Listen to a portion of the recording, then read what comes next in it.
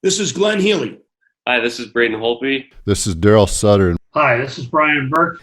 This is Jordan Tutu. This is Keith Morrison. This is Kelly Rudy. Hi, this is Scott Hartnell. Hey, everybody. My name is Theo Fleury. This is Tim McAuliffe of Sportsnet, and you're listening to the Sean Newman Podcast. Welcome to the podcast, folks. Happy Hump Day. Happy Wednesday. Hump Day. Hope everybody's having a great week. It has been, well, the weather's been fantastic. It's been hot. The AC, we finally, when we moved into Lloyd 5 years ago, we bought a house with AC in it. And the first summer, it crapped out. In the first 2 weeks, didn't even get to enjoy it. And we finally bit the bullet, this start of this summer, so 5 years later. And last night, man, it was worth every single penny. So if you're sitting there sweating profusely, I feel for you. But I can't relate right now because at the house, I tell you what, it's freaking awesome. I'm not going to lie.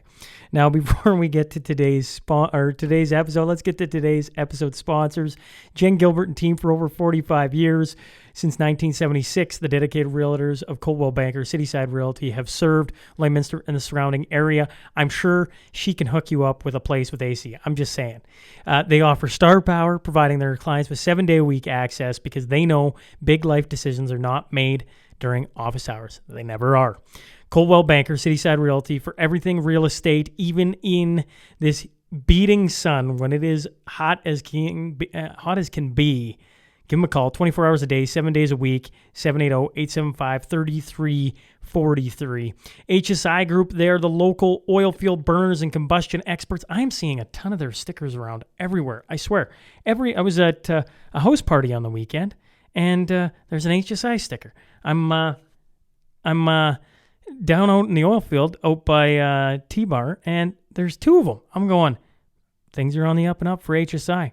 I tell you what, the team also offers security, surveillance, and automation products for residential, commercial, livestock, and agricultural applications. Meaning, somewhere in your life, you need a little help with some security. These guys can help you, all right? They use technology to give you peace of mind so you can focus on the things that truly matter. They got some great technology. So stop in today, 3902 52nd Street, or give Brody or Kim a call at 306-825-6310. Chris Weeb and Kiva Concrete, I got the opportunity in the Bike for Breakfast to bike alongside, Chris's wife, Natalie. She crushed it. And speaking of crushing it, Kiva Concrete right now is making some cool stuff. They're open for business, specializing in commercial, agriculture, and residential. They do basement floors, driveways, sidewalks, patios, garage pads, shops, barns, and countertops. And I saw this, you got, I'm going to butcher this, but like an outdoor fire table. They made like a cement table that went over it to make it look legit. Just hop on their Instagram. I'm telling you, their Instagram, I'm like, I didn't realize you could do that. That is pretty slick, And they're at Bud Miller redoing one of the outdoor pavilions. So they are all over the place. If you need any concrete work, basically, if you can dream it, they can do it. Give them a call, 780-871-1083. Jim Spenreth and the team down at 3 Trees Tap and Kitchen. I keep telling you, because if you want free things, go follow them on social media. Every week, they're giving away gift cards to one lucky follower. And I'm getting excited because things are about to open up. And when things open up, that means it's still going to be packed. But I'm hoping, my luck, I don't have to call for reservations because I always drop the ball on that. Don't drop the ball like this guy. Give him a call, 780-874-7625. Plan your next special evening with that special someone. And knowing 3 Trees, they are always busy. So don't be like me and wait until last minute and then have it fall through because Jim and team, they treat you right. And also, finally, if you're looking to get growlers filled, of course you can stop in the 4th Meridian, but you can also do that when you're in for supper one night at 3 Trees. You can get growlers filled there with, of course, 4th Meridian, or I always bring up Ribstone Creek. Crude Master Transport since 2006. Heath, Tracy, and family, man, they've been an integral part of our community. They're a leader in the oil and gas industry. They do the Crude Master Final 5 on a whole, at the end of all these episodes. And when we started the Bike for Breakfast, I approached Heath and Tracy as they're sitting down south, and there was no hesitation. They hopped on board. We're a huge contributor to that cause. So always appreciate the Crewmaster family for what they do in business and how they support our community. Finally, if you're out and about, you're looking for some outdoor signage, I suggest stopping in and seeing the team at Read 'em Right. I would bug Mrs. Deanna Wandler. She'll hook you up and get you looking fantabulous, all right? Gardner Management is a Lloydminster-based company specializing in all types of rental properties to help meet your needs. And I should point out, Wade and his wife and business supported the Bike for Breakfast too. So, hey, shout out to you guys for, supporting what we do here and housing the podcast, right? If you're looking for a small office, a big office, a 6,000 square foot commercial space, give Wade Gardner a call, 780-808-5025. And if you're heading into any of these businesses, let them know you heard about them. Or let them know. Geez, I'm getting ahead of myself here, folks. Let them know you heard about them from the podcast, all right? Let's get on to that T-Bar 1 tale of the tape.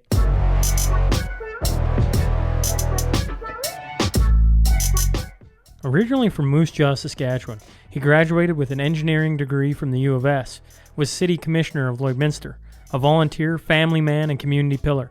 Talking about Roger Brekko. So buckle up. Here we go. It is November 22nd, 2020. I'm sitting across from Roger Brekko.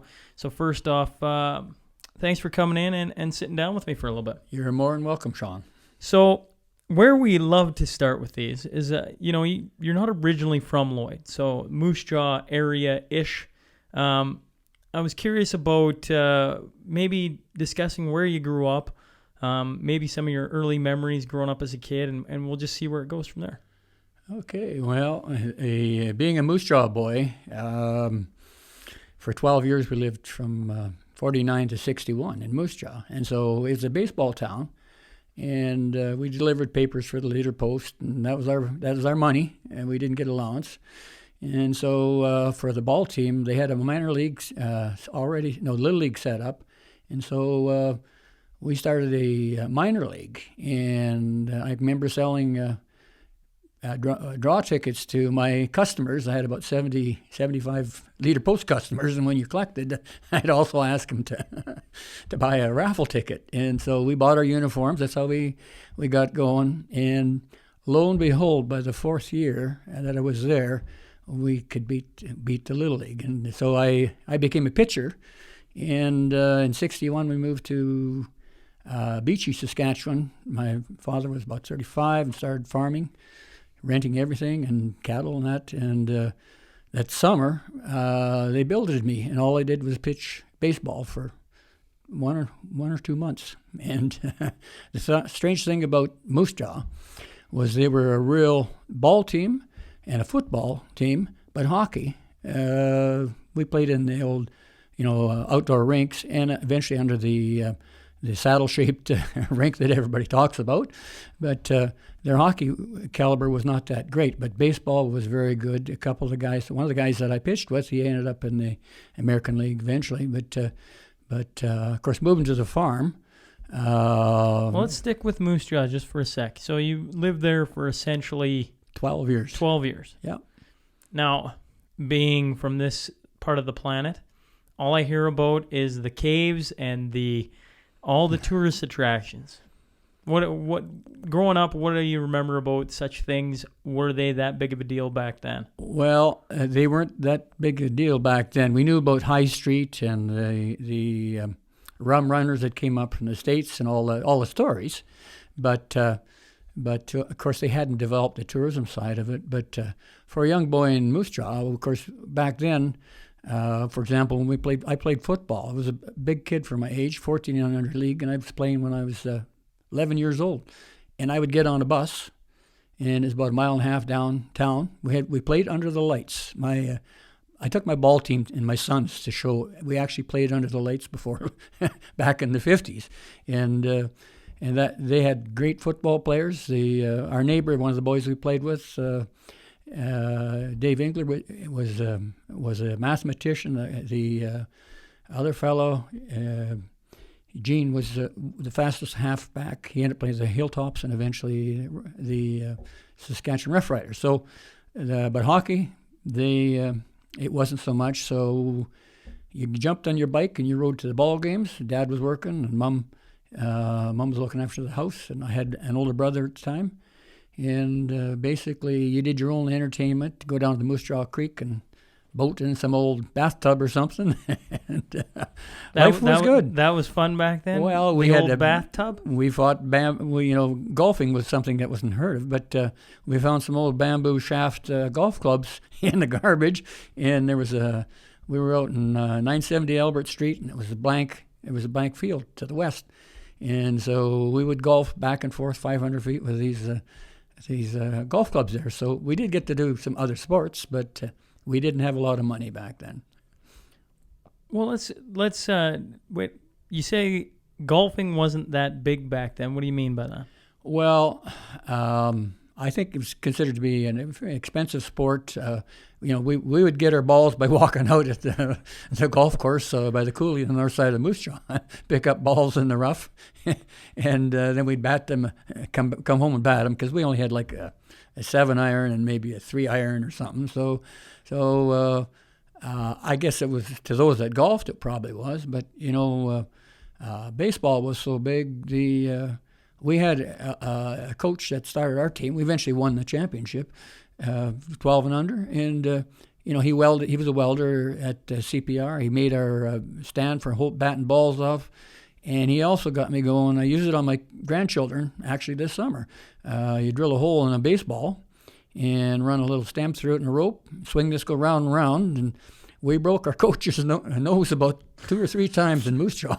So when I do it, I put on the hockey helmet for my grandchildren. But you can curve it, dip it, slow it down, speed it up, and we learned. We didn't have batting cages. We didn't have that fancy stuff, but we played. We played everyday ball. Of course, Moose Jaw is a little warmer. It's in the valley, and compared to Lloydminster, I would say they get another month or two of ball, and it's usually, instead of 70 above, it's 80 above. So ball was very big there. Explain to me, you drill a hole through the baseball and tie a rope to it. Yeah, you better put a... so then you throw it? No, you just swing it round and round and round, and you line the boys up. You could put about 5-6 boys on it, and they know you run on a pretty... So you got a pole? Circle. No, you just, off your hand, you swing the rope like this, and as it comes by you got to have your bat ready, and... So I can put it high or low, whatever. Oh, I got it. And so, and you got to think quick. Like baseball's about real quick swing, eh? Yep. And so as soon as that ball comes around the corner, you got to be figuring out where it's up and what's the coach doing. Is he bringing it down or bringing it up? So, like I say, that's probably a better than a batting cage in a way, because the coach could, if you're a good hitter, even our good hitters would struggle sometimes. Well, because you can move it, you can dip it so fast, or make it go up. And there wasn't, we weren't supposed to throw sliders in, but I threw my arm out when I was 12. But when I went back that year and just pitched all-star ball. But I was in, Moose Jaw had a senior ball team. Americans would come up, a few of them, and play on that team, and played Regina, Medicine Hat, Calgary. And I was in Waskesiu, and a fella up there was a pitcher, and he saw me practicing. We carried our ball gloves wherever we went. We went to the lake for a week, Waskesiu, and he showed me how to throw a slider. So I had a mean fastball and a slider, and it would get those guys going. The only guys in All-Star ball I could hit, there was 2 big hitters in Saskatoon, and I think they beat us maybe 2-1 or 1-0, but it was very competitive, and you had the temperature, like compared to coaching here.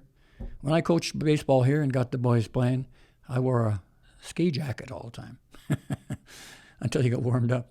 Just different temperature. But our boys, Mitch, my youngest son, had the fortune to come through. We started ball for the oldest boy, who's 5 years younger, Chad. And baseball, we'd play Maidstone and Sylvan Lake and small town Spiritwood and that. And we'd have close games. But they didn't have very good baseball program. So, but we worked at it. And, of course, the next son's 5 years younger. We hosted the Saskatchewan midget, I guess it would be, provincials. and we came in fourth. And that just tells you that given the opportunity for our boys, they're just as talented as the ones in the South. Although there was an old saying we always had, even in Moose Jaw, the only difference between an American ball player and a Canadian one is 40,000 ground balls a year. It's repetition, repetition, repetition. And, of course, if you got the weather to do it. And it's a sport that you don't need a lot of money for the kids, eh? And so I was pretty proud of the Lloydminster boys. Because we put the first team, Chad we went down to Kindersley, played a bantam team. We played a peewee team. We're bantam, first year bantam. And they beat us about 17-3. So we run an ad in the paper and said, bring your friend out and your buddy and your ball glove, because I come from a ball town. And this was a little embarrassing. And so the oldest boys, they learned, they played good ball. And bottom line is, in 5 years we had shale and the diamonds and upgraded them. The first year we just said, bring a shovel and some pliers and that, and we'll fix the old Legion ballpark up and get it usable. And so, but 5 years later, we had top run. So Regina has real tough competition. Those guys play a lot of baseball. Good ball players down there. Saskatoon too.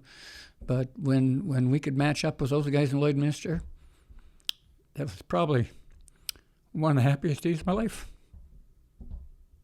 Is building the ball program. Building the ball program, yeah. So it's that was a nice thing about Lloydminster, because You skip over one of the things too, Roger. Like, you go against a team, something we've had to do here for a very long time. You're not only going against, they get more ball and maybe better facilities, but on top of that, you're going against a way bigger population. Oh, yeah. But, the population, I learned coming from Beachy's, about 200 people when we were there. We won 5 Southern championships in provincial hockey. The Bombers? The Beachy Bombers, yeah. The Beachy Bombers. I actually played in Bantam. I played a game with them, and they had the Bentley boys, I think it was the oldest one, Doug, played defense in I didn't play a whole bunch in that game, but I soon found out they had some damn good players back then. The Beachy Bombers, I remember University of Saskatoon would come down, University of Saskatchewan, and our Bombers beat them. The University of Saskatchewan would come down to play the Beachy Bombers? Yes, maybe once or a special. Yeah. I mean, the arena was always full. That was your entertainment in small town.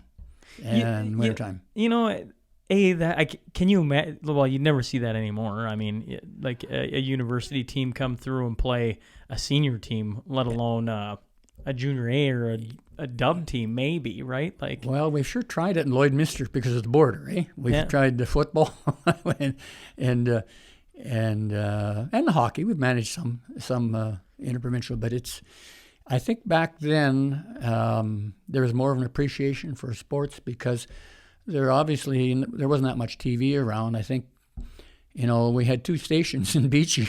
One was snowy, and the other one was snowier. And of course no typical games. Small town Saskatchewan. Yeah. So we put chains on the old truck, and we had a dugout. I had a KB International, 1949, and off we go between hunting jackrabbits and jacklighting, and then go skate a bit in the daytime. That was our entertainment after you do your chores. So, it was probably a good thing because you were more focused because, man, we loved that hockey. And if you win a few trophies, score. I was a forward. Started off as a goalie, but it was a little boring. And especially in outdoor rinks when you're freezing your butt off on the other end of the rink. You wanted to be moving. So that didn't last very long. But I'll tell you, in Beachy, they're allowed 2 imports. And one of the imports that played with the senior team would coach minor hockey. So I learned more about hockey in 1 year in Beachy than I learned in 12 years in Moose Jaw. And it was really, you learn how to check properly, do the old hip check and flip things over. And of course, back then, my favorite check, the old hip. Yeah, that is a lost art form now. yeah. It's the smallest defenseman could really do a good job. Small defenseman. Yeah, yeah. No, and it's we had Northland hockey sticks then. They were light, and then but you had to buy them yourself. And of course, we didn't have much money, so if you got one of those a year, that was for a forward. That was great. No slap shots because you'd break them. But we had Sherwood Park wood clubs that the I think the Legion bought them for us, and what were they? they were Sherwoods. Oh, Sherwoods. Okay, yeah. made in Quebec. Yeah. The wood stick. Wood sticks, yeah. So our first helmets, the Legion bought them. I think I was probably, I'm guessing 13 or 14, maybe 14 years old. All we get these little helmets, and so that was. But they really looked after you. We had cows and pigs, and Dad. We were 16 miles from town, so Dad couldn't afford to drive into town, and so I stayed with Grandma, and the coaches were really good people that had been established farmers. We drove us all over, so we played all over we had 7 teams: Beachy, Kyle, Lorburn, Demain, Milton, Riverhurst. And now when I took the boys down for baseball, one team, those 7 communities now form one ball team. And so, there was still quarter section farmers around when I was raised. The Riverhurst school unit was, I think in the 40s, was about 3,500 kids. Today, that school unit is probably like 500, maybe 350. It's a big time change for farmers all over. But so you can see with sports, we drove all over then, but the towns were closer. And so now they travel a long ways for games day. And I was fortunate, we had juvenile back in those days, but in grade 12, they started a junior B league in Saskatchewan, Melville, Saskatoon Max, Humboldt, PA, Outlook, so a team we played for. And it was 60 miles, so we had to drive 60 miles for practice. And of course, by then I was, I could have a driver's license, and I would drive sometimes, but the neighboring coaches and farmers would help pick me up and take you out there. So we traveled all over Saskatchewan. In the wintertime, I think we never missed a game. Storms, we would come home with shovels and clean up the road a bit. But it was certainly an opportunity because, like I said, there was only 6 NHL teams in, and there was a lot of competition for the Weyburn or Estevan or Saskatoon Junior Blades, and so we probably played a pretty good level of hockey considering the resources we had, and I think that's just an attribute saying that you don't need to take a lot of money to do things, but you got to be focused on what you do. Let's talk about money for a second. You mentioned way back at the start of this that you didn't have a lot of money growing up. What did your parents do, and what was growing up like? Like, were you living not in a fancy house, but that's not the word I'm looking for, but like, give me an idea of growing up and some of the things you had in the house and just, the means at what were at your disposal. Well, we Mom and Dad bought a house. It was like a granary, and they renovated it. I can remember them using a 3-gallon pail, and Dad'd be downstairs chipping the basement out because he put it up in cinder-crete blocks to make it into a real house. And of course, water and sewer came in. We had originally the when I was a kid, we had the big pail in the outhouse in the back alley. And there were some stories about Halloween and those things, I'll tell you. Well, I'd love to hear one. What would happen on Halloween? Well, sometimes they got hung up. Some of the power poles back then had metal cleats on them to climb up. They would check, probably once with fuses and that, because they didn't have a lot of hydraulic lift trucks. So I don't know who would do it, but they would dump the odd bucket in the back alley, whatever, and hang the pail up on the power poles in the backyard. But it was it was we saw water and sewer coming in, and I think it was about 1954. TV came in, and so I can remember running home from school. Of course, it's a ball town, so baseball was big, and we'd watch maybe an hour or half hour, whatever, over lunch hour.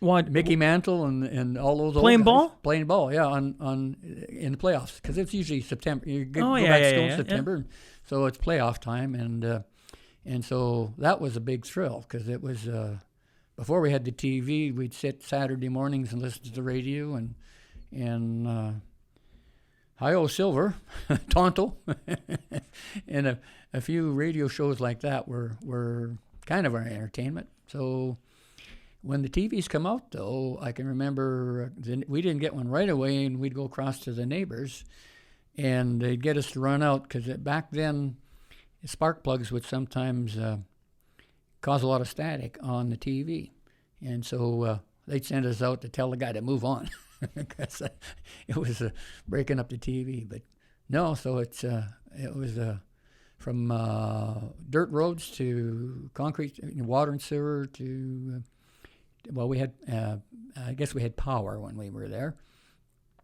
They had a power plant in Moose Jaw, but the TV was a big deal. Big deal, yeah. You mentioned the thrill of getting to run home and watch, the afternoon baseball.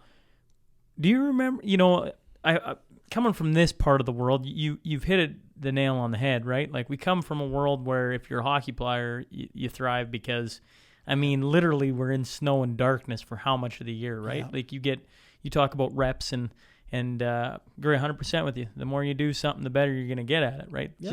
It just makes complete sense. So here, hockey, ice, you go out to any pond now, if she's froze over, you got the greatest rink and away you go, right? That's what us kids always grew up doing.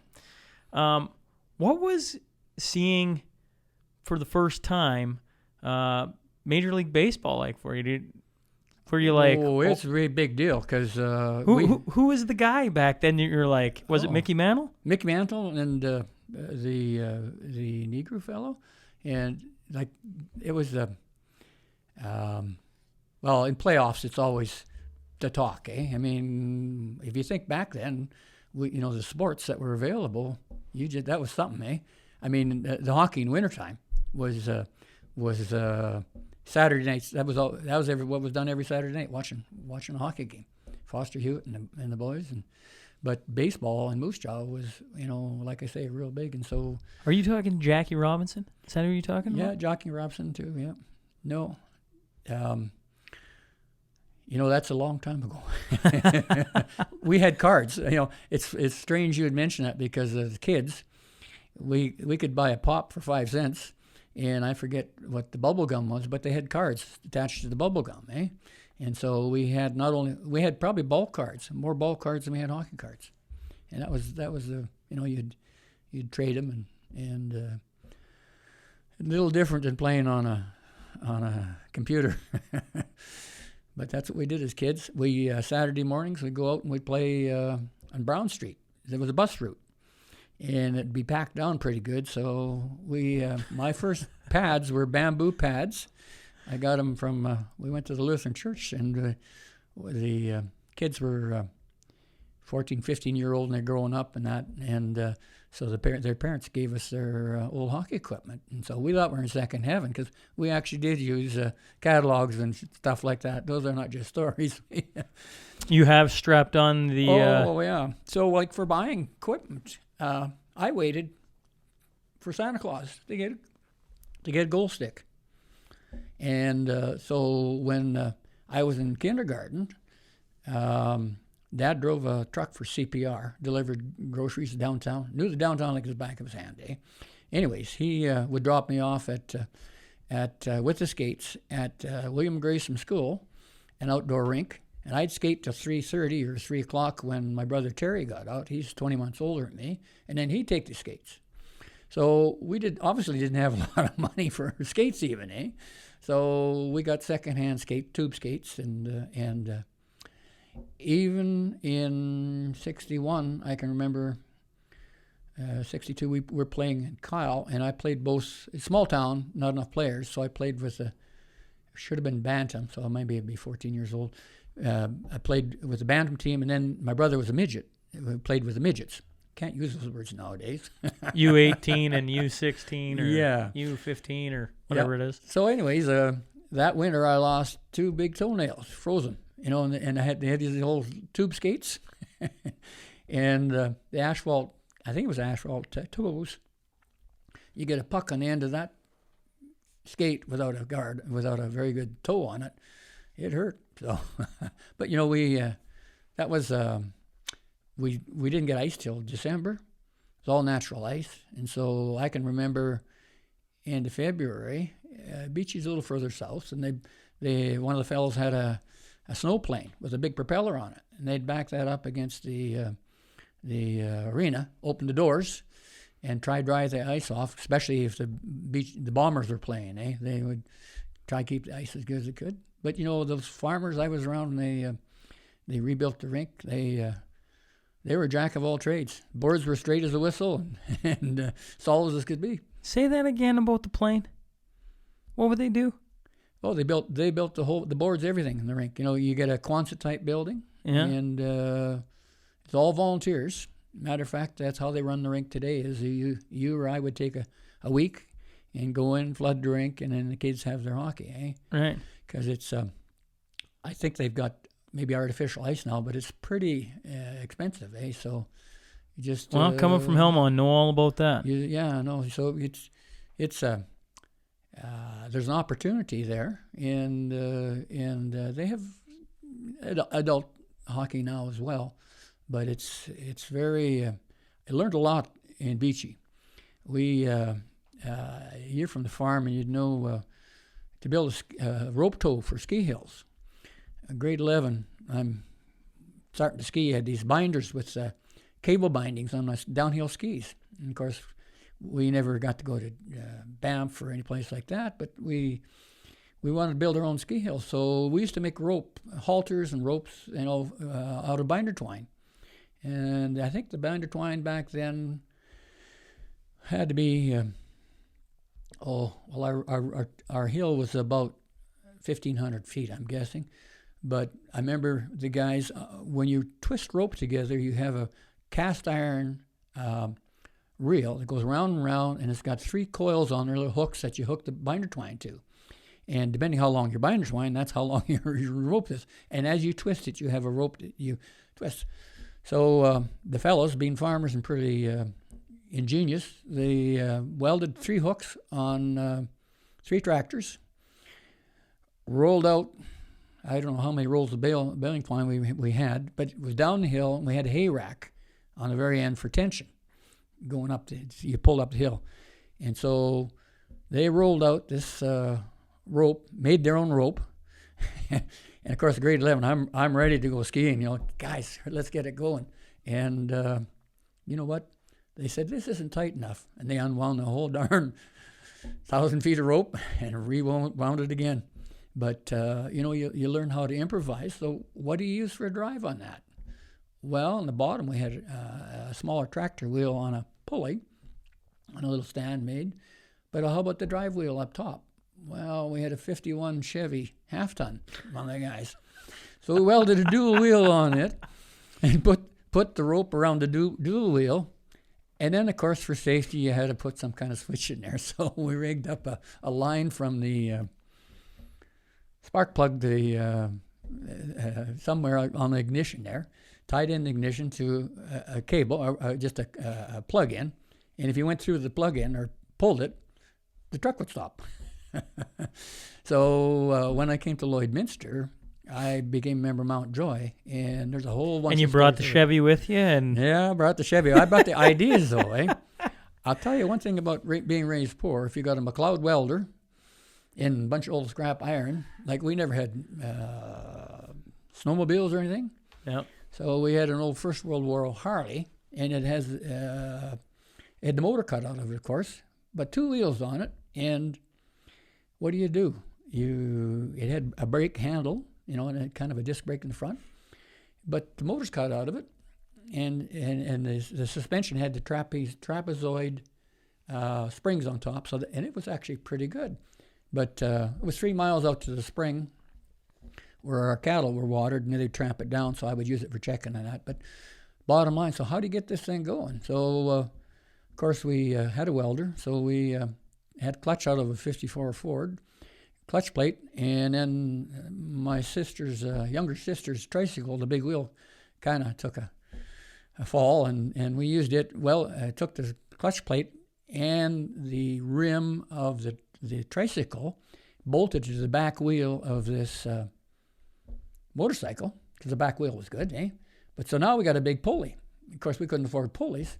And what do we do for a motor? Well, Dad had 2 3/4 horsepower pump engine, eh? Which ran go-karts pretty good. And so we put it on a bevel. And so when you push the motor down, it tightened the belt up, right? And so I don't think we had to spend any cash to we used all Dad's stuff, tools, and the welder. And so when you wanted to go for throttle, we had 54 Chev and 54 Pontiac, and those things, we had to only stick shift and beachy for a while. We had a stick between the dash and high gear because it would pop out high gear when you drove, eh? The last transmission I put in that was grade 11, and the folks were down south, and I used that ball peen hammer to seal the bolts off, and that is the last damn time I'm going to fix that car. But anyways, the motorcycle, we took out of one of those old Chevs we had, the choke. They had chokes in those old cars, a 6-cylinder flathead. And we put it on the 2 3/4 horsepower motor. So we had a brake and we had a throttle. But we didn't have a good solid bar between the seat and the front, so it would wobble. And so, but the thing would go 35 mile an hour, and I would check the watering hole out. I broke horses for 6 years, but You broke horses for 6 years? yeah, it was no money, so I got a shotgun for the first horse I broke, and eventually I got a saddle even.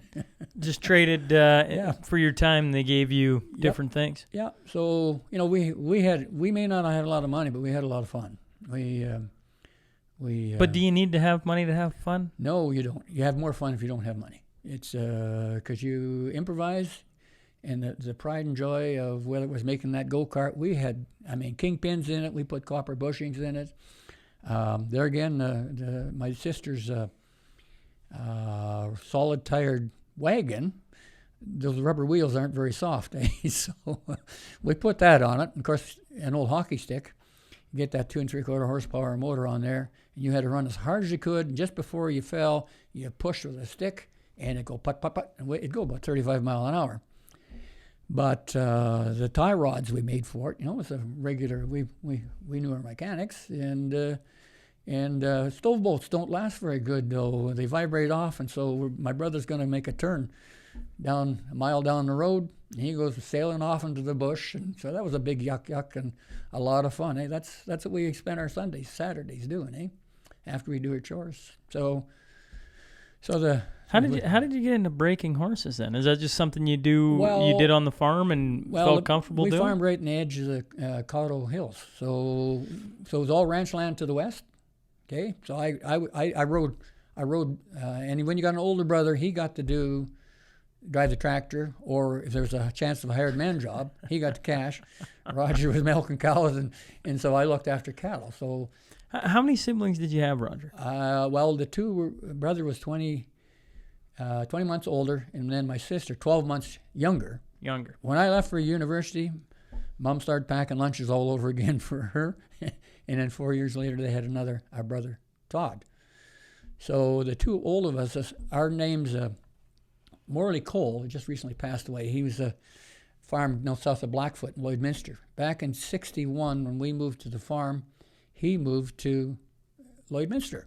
And so, but anyways, Roger and Terry, we were called, and he nicknamed us Rip and Tear because we'd come out and we'd ride their steers and their pigs, climbing the bales. We were city kids. But I'll tell you, 12 years old, shot my first deer. We did a lot of things. And not too many 12-year-olds have skinned a deer. At my father's funeral, we actually it was just a makeup family out at the gravesite in Lance Valley Cemetery at Beachy. The grandchildren are there, and one guy's 11 years old, my daughter's son, and so I'm telling the story how we lived, or how Mom and Dad lived. It was because we put their ashes down for my mother and father, and I said, yeah, the first deer I shot I was 12 years old. I was 22. Oh, because he thinks he can shoot this. Mike or Max is my grandson's name, and so then all of a sudden I said, well, Dad didn't know how to butcher anything, and so I got the encyclopedias out, and so I butchered this deer up. And what's an encyclopedia? The kids nowadays don't know what encyclopedias are, but I said, well, that's your internet of the old school. You want to do something, you look it up in an encyclopedia or book, whatever, and away you go. Did I hear that right? I get the second part about the kid not getting the encyclopedia. I mean, when was the last time you picked up an encyclopedia? Probably a while. I certainly me. Did I just hear that correctly, that you shot your first deer with a .22? Yep. And then you didn't know how to skin it, so you read an encyclopedia on how to do it? Well, I had 100 rabbits, sold rabbit skins. So, I could get 50 cents a hide for a jackrabbit. So that kept me in shells. And so I knew how to skin. So we had a straw shed. I'd hang the deer up in the straw shed. And I could dress a whole deer at 12 years of age without a saw and pull the insides out through the tail underneath, put it all in the skin, tie it with binder twine, and take it out to the disposal area we had for garbage. And so, at an early age, you learn those things. But I never learned to make sausage till I met my wife, Therese, and her dad, Gregor Lerner. I learned how to make Lerner sausages, and that would have been the way to fly back when I was 12 years old. Because wild meat, I remember Mom frying antelope especially, would get pretty wild tasting. Fry it with our gravy and onions and lots of vegetables, but deer sausage or antelope sausage would be probably a lot better.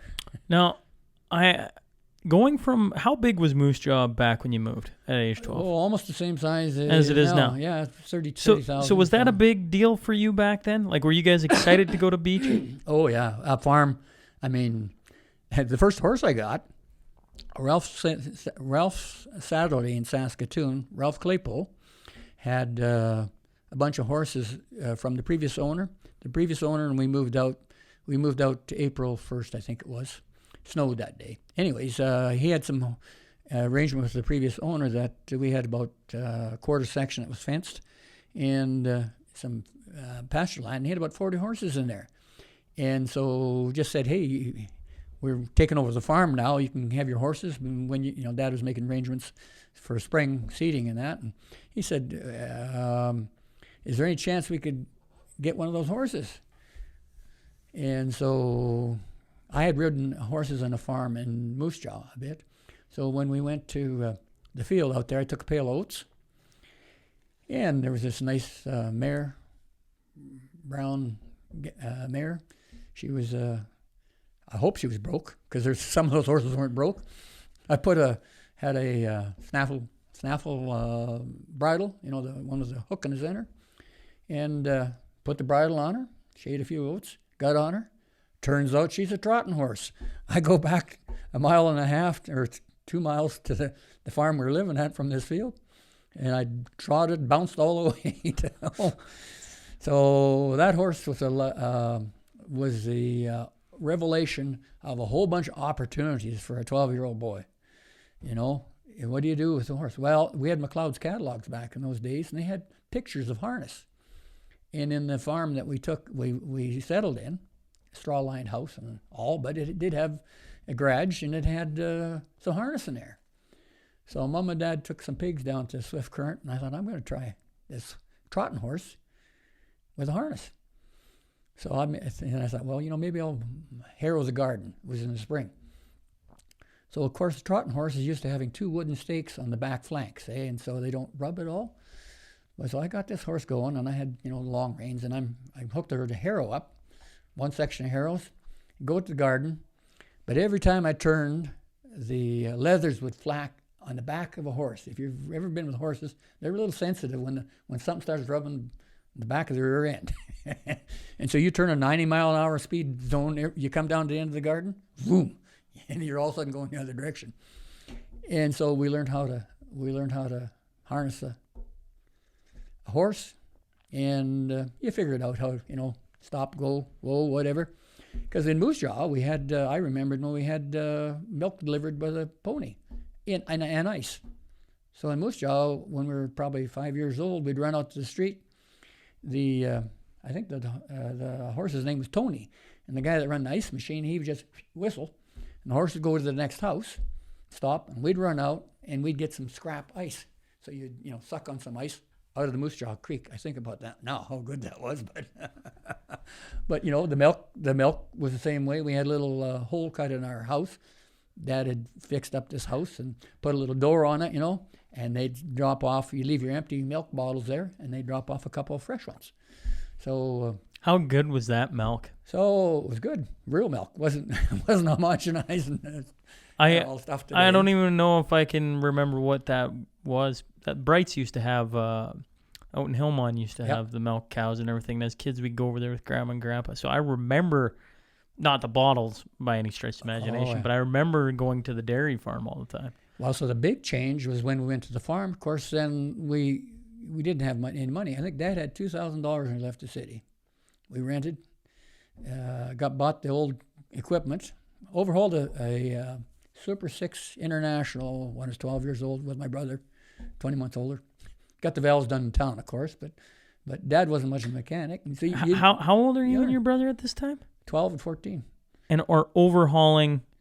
Yeah, it was an international tractor. Tractor. Yeah, we were, yeah. Do you find, as I'm listening to this, I was saying the other day, our kids are becoming kids for longer. We treat them as children for longer. I was just out with my son on Intro to Hockey. He's only 4. But a thing Morgan Mann had told me about 6 years just rings out when I'm on the ice with kids, right? Don't treat them like they're little kids. Treat them like they're grown individuals. Oh, yeah. And build the drills so they're small for them because they're small. But don't think of them as dumb, right? They're actually really smart, and if you just treat them that way, they'll catch on to what you're doing faster and faster and faster, right? Yeah. And then they're way ahead of everybody else because by the time they've done it 3-4 times, they've caught on to what you're doing, and you can continue to grow with them like that. Yeah. And when I hear your stories, I go, 12, 14, I think it's impressive. It feels like just a different time. Well, it is a different time. But now you would never enlist. Well, I shouldn't say you never would. Maybe you would. But right now, I don't feel like a lot of people enlist their 12 and 14-year-olds in a whole lot. Well, I think it's a matter of attitude. We have 3 kids, 2 boys and a girl. The girl's the middle one. All 3 of them changed oil in our vehicles, and I can remember the motorcycles. The boys fixed transmissions. They were probably 16 years old. Well, they had to drive, so maybe 16, 17. But you want to ride your bike, you got to fix it. You got to learn how. I think it's a matter of attitude because I remember the neighbors saying they had a nice little Ford Escort station wagon, and the kids never checked the oil and took the motor out of it. He says, and I said, when the son was 18, he couldn't change the headlight. And I said, Fred, you got to let the kids and encourage them and have patience with them and let them learn.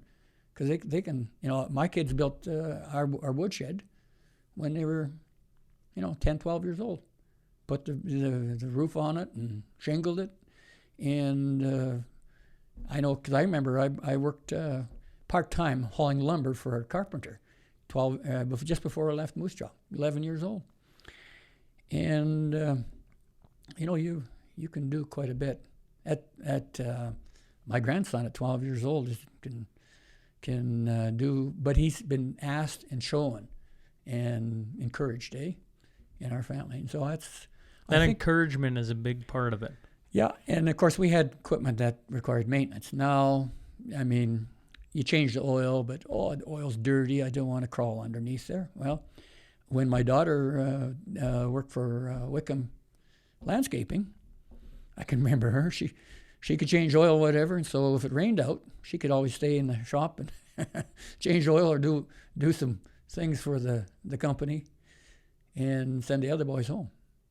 But used to say farm boys were always, and girls, good to hire. And as time's gone on, that's not quite so, but it's because of the parents. They have the opportunity to farm, do a lot more stuff than, but it's too easy to buy things and take it to town to fix it rather than you fix it, eh? And so I think we lost that. I know at the city, you hire a farm kid, they could drive a standard truck. There's no question about that. I mean, something as simple as driving a vehicle, but when it come time to check the oil or whatever, if their parents are so important in raising. You've got 3 young kids, and they're a reflection of you. If you don't do anything, they're not going to do anything. If you help them along, and the more they can do, my lifespan, I wanted to learn. I learned, worked in electrical, learned how to rewire motors. These are university years. Did mining, learned all the mining, did reports on the mining, the stocks, the whole bit. And what younger people learn so quick. And you're right very much about 4-year-old, 10-year-old, 12-year-olds are very capable. I mean, we'd be out 3 miles, right in the middle of nowhere. There was no emergency services, no cell phones or whatever. If I got bucked off a horse, it was a long ride home, a long walk home. And if you had a broken leg, it'd be even worse. But, we did those things, so you learn risk management a lot better too, eh? Having said that, we did try some foolish things sometimes too. Isn't that part of being a kid, though? Yep, part of growing up. And having the opportunity to do that is probably, so my daughter doesn't change oil now. She teaches physics, grade 12. She's kind of a science nut, physics nut. And but she learned to play piano and change oil and do a little bit. I come home from a council meeting. I remember we were doing the flooring in the hardwood in the living room. I come home and it was all done. Mike Strelchuk is their husband, and Chelsea's on the floor, and they cut all the boards, put it in. It looked damn good. I mean, Mike was well schooled. He had an uncle that was a carpenter, and he worked with him when he was 12, 14 years old. They don't forget those skills, and so that's why my objective was to learn to weld, to learn to cut meat, so I could be self-sustained anywhere. And I enjoyed it. It was something to learn.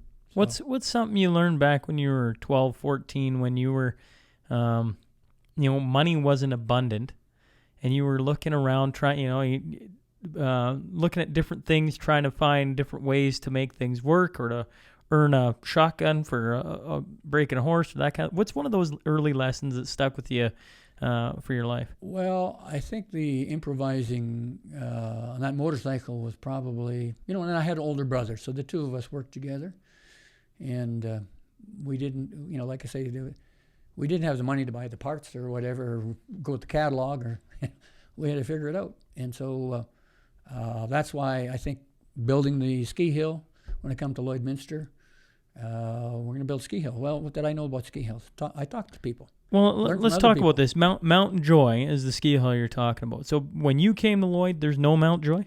There was Mount Joy, and they had 2 tractors. There was Bob Ambler was the farmer down the bottom. He had a Oliver 88, and I can remember it had a different spine shaft on it. I had to go down to Marshall. Just south here, 20 miles on the east side. Anyways, pick up the shaft to fit it for the winter. And then we had a Massey 444 up in the hill.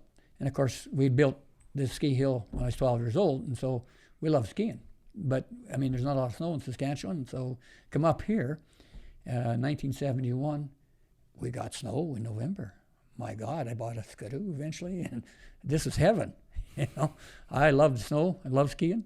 And so the 2 rope tows they had there, keeping them running. You learn about that. I mean, the farm you keep.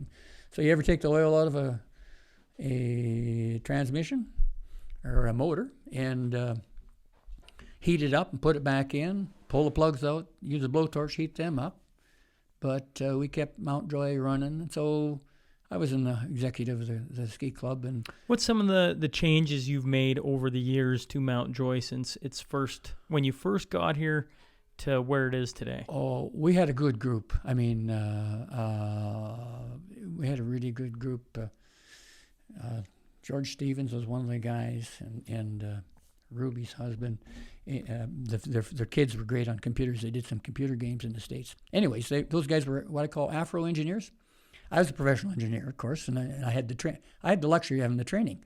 So these guys, what do you need for the ski hill? Well, I copied the stuff from North Battleford, and we put in the T-bars. That was probably 76 or so, and of course, as a city engineer, I'd use all kinds of contractors and stuff. And of course, the Campbell brothers were, we worked a lot, subdivisions, building that in the city when I was city engineer. And so talked them into coming out with their old Alice Chalmers. And so I had done aerial photographs. The first big aerial photographs I ever done in Lloydminster, I did them in 75, must have been. And so I said, while you're out there, would you mind flying over the ski hill and taking some aerial photographs? Because with engineering planning or ski hill design, you need to do that. And so they flew that over, and we had grants and stuff. We worked on building the ski. So that the T-bar. Of course, you have to have a survey done. Interprovincial came out, and it was all volunteer stuff. And so I remember having Alec Robertson and Max Stritcher, and they were my guides in tagging how much trees we'd cut out. Walter Harbin, just a prince of a man that owned the hill out there, leased it to the Mountjoy Ski Club, and still does to this day, his son, I believe. And so it was a wonderful, we ended up cutting out the brush and then cleaning it out with a hatchet and picking these, so you don't trip on them when you're skiing. And so we got the T-bar, I ordered it out of Ontario, came out in a semi-truck, and it was just very similar to North Battleford's. Only difference is North Battleford had a regional snow hill. Everything was paid by the Saskatchewan government. Ours wasn't. And I remember some of the guys saying at our ski meetings, how can we justify taking this money from the government and building something that we may not get a lot of snow? And I said, guys, if it snows, we'll make a little money and put it back in. Walter Harbin was good if it was a bad year. He even waived the lease thing, but I think we always paid the lease. And that way, with grants, when we built the Communiplex, which is the Russ Robertson Arena and the Golf and Country Club, it was 8 sheets of curling ice, what really cost the big money back then. And there was a little bit of money for ball, and Mountjoy was included in that. So that's a regional thing. Lloydminster's a regional center, and I guess that's where I have an advantage. If you're going to be somebody in the city world, you got to be, your neighbor's the most important thing. And I found that from sports. What would it be like if we couldn't go out to play baseball in Maidstone or Marwayne or Paradise Hill? Or they're our friends. They're part of our league and our teams. We welcome them in. We don't want to rob their players. That's the other side of the thing back then we believed in. But it was really nice to have the region and people in the region. I mean, without competition, not much fun playing hockey against yourself or the same 4 city teams all the time. So Mountjoy was a regional kind of thing. And it really, with the T-bar, once the T-bar in, then we eventually needed snow. And, of course, all the experience we had when we were raised, and these guys were raised similar to me. If you don't have it, so I figured out, well, it's 300 feet up there. How many pounds is that? Well, at 0.43 PSI per foot. And I did the calculation and said, we need a pump. Yeah, okay, well, and then I think it's probably going probably George Stevenson. Anyways, the guys are an oil patch. That's an advantage. We have a very industrial community. Guys are talented, and gals. And so I said, well, in the boneyard back there, there's a 4-stage pump, and one of the bearings or something went on this thing. Well, I said, what's the rating on it? Got specs. And I said, well, we could get enough pressure to run what we need for the water and air, but with 3 stages instead of 4 stages. So I just welded the shaft through, put the bearing on it, and so we got it for free out of the boneyard. So that was our pump for the water, I guess, ready. And then air. We had compressors at City Sewage Lagoon, and they were I forget the brand on them. Anyways, Gardner Denver is one of the better old time compressors, and so there again, one of our oil friend guys, he said, you know what? There was a guy from Texas that had a fire flood out there, and there's some Gardner Denver compressors sitting in the bush. My eyes lit up and said, holy geez, we could sure use that. And I said, one of the other fellows said in Fort Mac, they got some yellow jacket pipe that sat on some racks and had cracks in it. And so they couldn't use it. But I said, that'll be good enough for water line and air line, 4-inch. And most places just run one line up. I said, well, I did utility corridor stuff in the Arctic when I was in Rankin Inlet. I was up there to build a school, but I also did a lot of other things for the community. Young engineer, what's he going to do? Learn. And so we put the pipe up the hill and down the hill for air and water. And of course, in the city, we had one of the city engineer back in the mid-'70s, a fellow from Moosomin, small town, They had iron in their pipes. It was just plugging everything up. And I talked to him, how do you, well, he said, well, I think we can use pigs on it. And I said, well, we got calcium blown over from our water treatment plant and made these little pigs about 3/4 inch big, copper tubing. Took it out to the Sask Industrial Park where there's businesses there now. And we had a coil of copper tubing. Put it on a pressure truck. We finally got a sewer pressure truck. And that old pipe, pig comes out the other end, and any dirty water that's in the pipe or rust. Yeah. And so I said, for the ski hill, we could just use a pig. And of course, by then, the oil companies were starting to pig lines too, But in the municipality, we were probably one of the leaders to pig lines in Lloydminster. And so that knowledge, and having the industry guys, I mean, the free pipe, trucking cost us, but, to build in not just one line, but 2 lines up and down the hill, so you could put a pig in the bottom, put a little glycol or whatever. When you're done making snow, clean out the lines. And we did the common sense thing. We looked at different ski hills. Cold Lake had a nice hill, but they said, for God's sake, you get a water break, and you'll know on the farm, a water hydrant is basically the water line's down maybe 6, 7, 8 feet, whatever, 9 feet, and you dig dig a little hole, put a pocket of gravel in, and then you put in a stem pipe with a rod down the center, and when you turn it off, the water drains out into that rock down there. But guess when Cold Lake, they freeze up, and they got a backhoe up there sliding around this damn ski hill, skating all over the place. So I talked to Walter Harbin. I said, Walter, would you mind if we just put this water pipeline and air pipeline just a little bit, maybe a foot under the ground? Because I said, I think we figured out a way to get the air and water out of the pipeline real cheap. And I said, and he knew about watering bowls and how they freeze up. And I said, we'll pig the line afterwards. But what we do, for $5, we can buy inside-outside thread, welded on. Well, I've got lots of welders in the ski club. And so that was another issue. Rather than they're expensive, And dragging a 2-inch water pipe minus 20 on a ski hill ain't a fun job. So we basically, what we did, so how close would you like these? Oh, every 300 feet or something. I said, well, for $5 for inside-outside thread. And the inside-out thread story is all about tapping water mains in the city under pressure. You don't want to turn the water off every time you tap a water main in, because you thread it in, screw in a brass stopcock, Okay, and then it's off. Then you hook your pipes up and so on. Then you turn the caulk on. And you got water.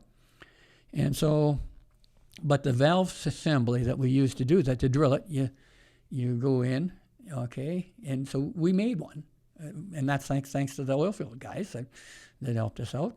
The globe, you stuck it over the pipe, and you had to pull so you had a plug in this inside thread, right? Okay, and you got water running through there. Well, so how you get water out of that? You have this valve tapper on. You've got to pull the plug out first of all, and then of course, where's the water going? Well, you got a gate valve on the side of that valve assembly, so the water doesn't come out. It just fills the. So basically, it was like a hot tap, only it was just removing that plug. And when you're done, you push the plug back in, eh? So you pull the plug out, put the plug in, and then turn the water on, or air, for the pipes beside you, for the snowmaker. You just have a gate valve, open that up, and you start making snow. You need water and air, but you did the same thing as air. So that's, mother necessity is the best ingenious way of developing your life. If you need something, you figure it out. Solve problems. I mean, life is all about solving problems. That's what I love. I love solving problems. I probably make a few problems, but it's and so our kids all learned to ski when they're 5 years old. And so when they went to the mountains, holy geez, they were gone. And the families nowadays are snowboarding out there, and so all that ingenuity. What did you learn, Moose Jaw? Well, learn sports there, but I learned hockey in the farm, and I learned all about welding and making things work. Because when you're out in the middle of the farm and you don't have things, whether it's welding or fixing, you got to get the vehicle home or whatever. You figure it out. So in Lloydminster was a natural place for me to come, and I love people here because they wanted to do things. They wanted a better way in life. They wanted to have the things they got in the big city. So the Mountjoy Ski Hill, you will know there's a ski hill in Edmonton at Capilano. The guys heard about Lloydminster, and so they were contacting me for a reference, how to make a ski hill.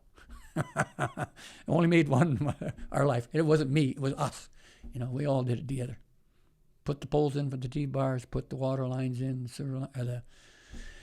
The only thing I regret is we didn't put a cathodic protection system in, because I learned that in the city with water mains. We have cast iron lines that are still running. Most cities would have spent thousands of dollars replacing them. And just by putting anodes in and withdrawing the current off, Mother Nature has lots of current in her. And when the current leaves the iron pipe, rather than take the metal with it, it goes down a little wire to an anode. And the anodes deteriorate. So you replace the anodes every 5 years, you measure them. And that's all about sort of common sense. And you know what happened there? We had oil patch guys. Oh, you got to have rubber joints and you got to isolate and impress current.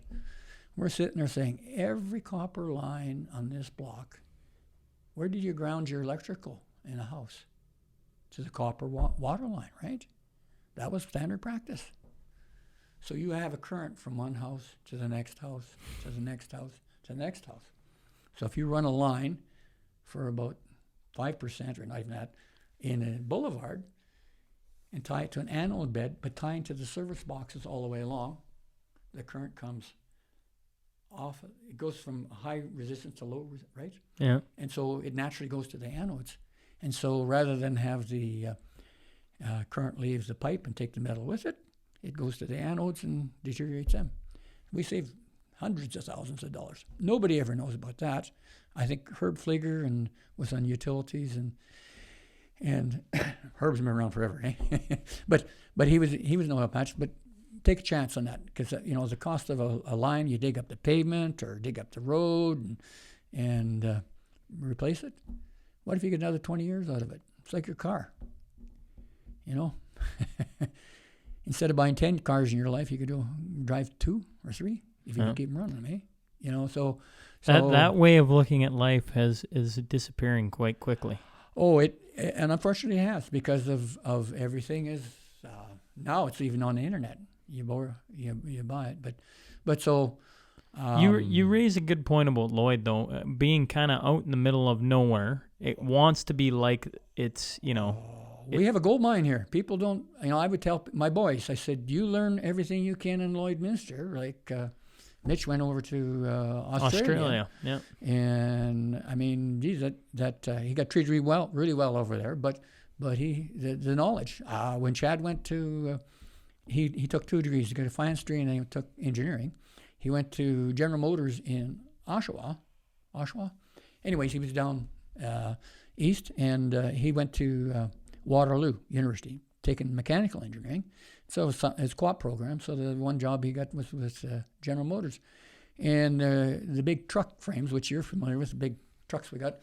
They give each student a problem, to solve it all summer. Of course, he had worked on the rigs here. Our boys learned, come home Christmas, so they could get a job on the rig. The best thing is they freeze their butts off on a metal deck. Maybe they go back to school and they'll learn. So, anyways, Chad's sitting there. We can fix this. Oh, call a union guy to put the plug in. It's terrible. We pay a lot because of the lack of that attitude and versatility in their workforce. They got to have a specialist for everything. So, anyways, his problem was they would pick up, if you got two frames, the whole production line has to stop, right? You're putting these trucks together. So that was his job. He come back the next day and said, you know what we do in the oil patch? We put a vibrating screen on this thing, and those suckers will come apart in no time flat. So they put what we use all the time, I guess. Not all the time, but it's I would say it's common knowledge, but I mean, you think about it. So it's vibrating. Those frames will just drop off. So instead of getting 2 frames, you got 1 frame. And so, so he was offered a job. That was first year engineering for him, but he was offered a job that year when he graduated. But I keep telling him, it's like my daughter changing oil. I said, you never know when you're going to, the more you know, the more you can do, the more you can help others. And so Lloydminster is a for me, we could build a combine here. There's enough machinists, and there's enough engineers, enough scientists. There's a lot of smart people in Lloydminster, and they're practical. In the oil patch, you weren't given a textbook and this follow ABC. Heavy oil, they had to figure it out. And that's why I just love working with those guys, because you'd talk. And you'd say, what about this? What about that? And so it was a good attitude, everybody worked. They wanted to make Lloydminster better. When I came, there's very few streets paved. Art Shortell was in council, and he says, got a young engineer there, could you come in with a program? And I said, well, before you pave the streets, you got to have drainage, curbs and gutters, and then you'll put in your sidewalks at that time.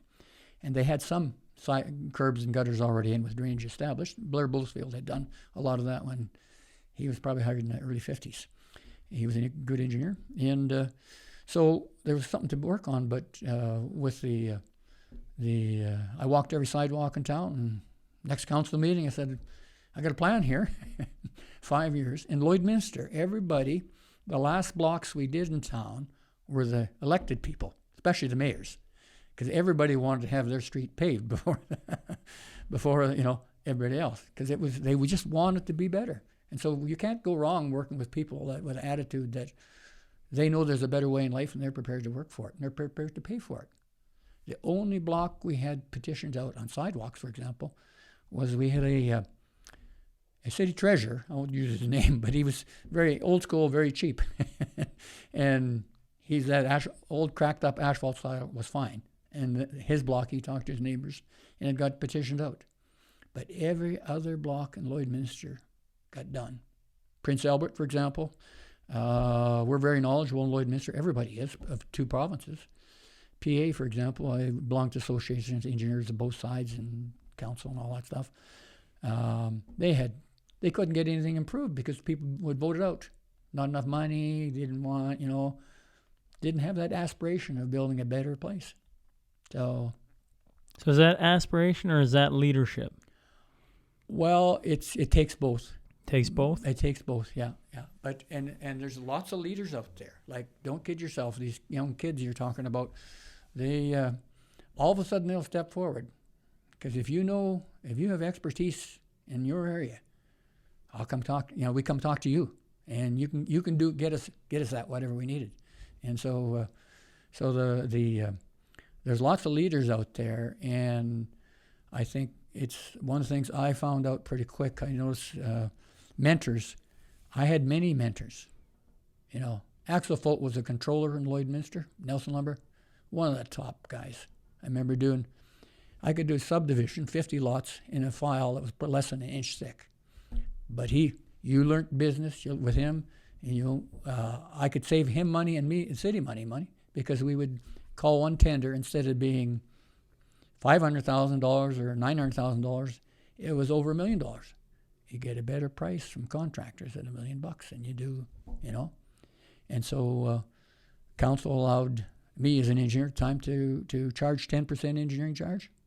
We basically paid for our engineering department all the years I was city engineer. And that continued on afterwards too.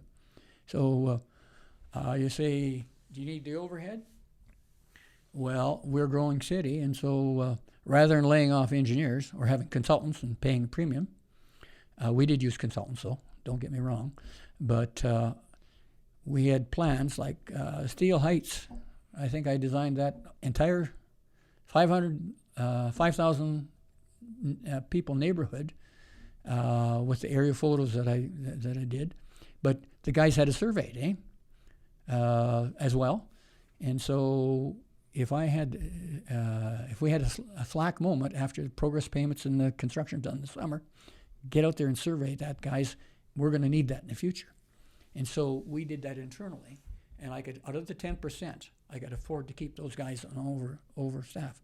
So I had 3-4 engineering technicians, and it was an ideal thing for them. They could come to Lloydminster as a 2-year graduate from tech school, put them in water and sewer 1 year. They learn water and sewer, put them in roads, put them in subdivision development, and then put them in miscellaneous.